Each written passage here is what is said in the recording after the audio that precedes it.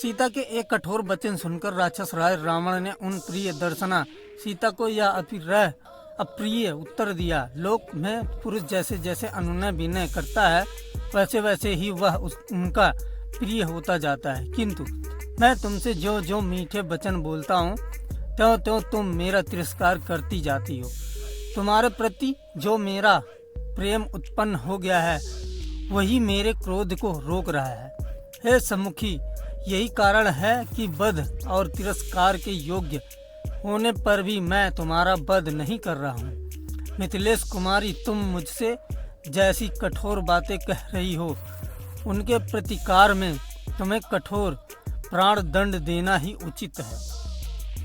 हे सुंदरी, मैंने तुम्हारे लिए जो अवधि नियुक्त की है उसके अनुसार मुझे 2 महीने और प्रतीक्षा करनी है।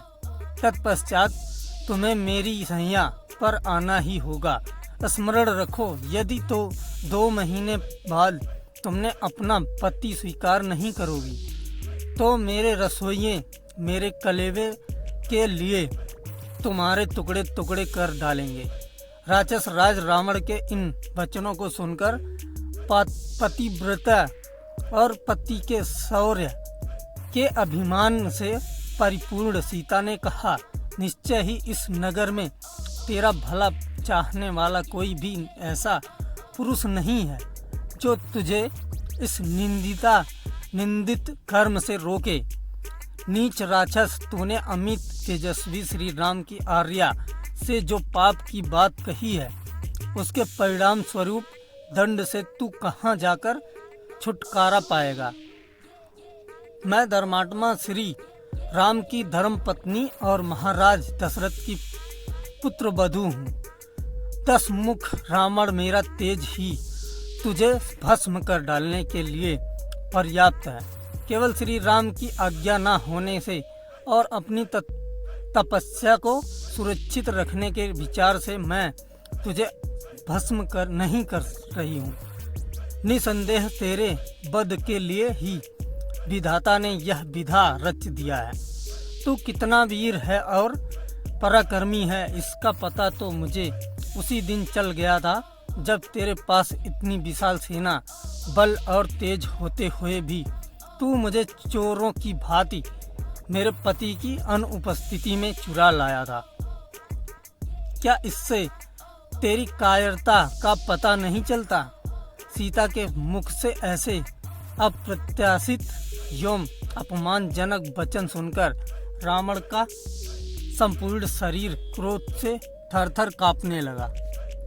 उसके नेत्रों से अंगारे बरसने लगे। वह दहाड़ता हुआ बोला, अन्यायी और निर्धन मनुष्य का अनुसरण करने वाली नारी जैसे सूर्य देव अपने तेज से प्रातःकालिक संध्या के अंधकार को नष्ट कर देते हैं, उसी प्रकार मैं तेरा तत्काल विनाश किए देता हूँ।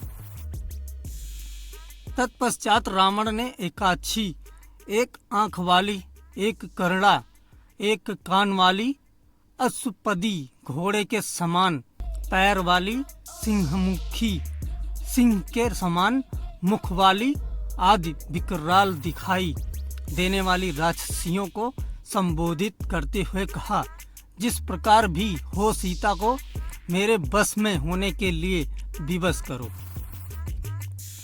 यदि वह प्रेम से ना माने तो इसे मनचाहा दंड दो, ताकि यह हाथ जोड़कर गिड़गिड़ाती तुई मुझसे प्रार्थना करे और मुझे अपना पति स्वीकार करे। राक्षसियों को इस प्रकार आज्ञा देकर काम और क्रोध से व्याकुल हुआ राक्षस राज रावण सीता की ओर देखकर गर्जना करने लगा।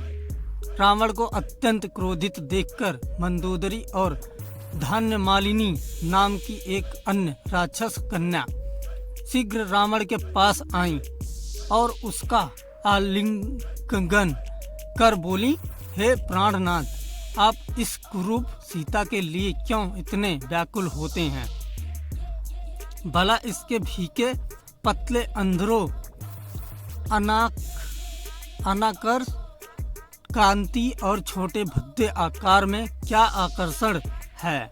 आप चलकर मेरे साथ विहार कीजिए, इस अभागी को मरने दीजिए। इसके ऐसे भाग्य कहाँ जो आप जैसे अपूर्व बलिष्ठ अद्भुत पराक्रमी तीनों लोकों के विजेता के साथ रमण सुख प्राप्त कर सके।